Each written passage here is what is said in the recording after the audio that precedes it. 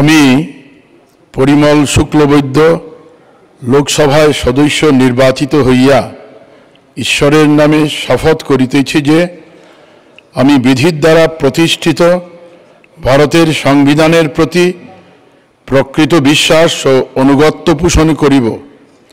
আমি ভারতের সার্বভৌমত্ব ও সংহতি রক্ষা করিয়া চলিব এবং যে কর্তব্যভার আমি গ্রহণ করিতে চলিয়াছি তাহা আমি বিশ্বস্তভাবে নির্বাহ করিব।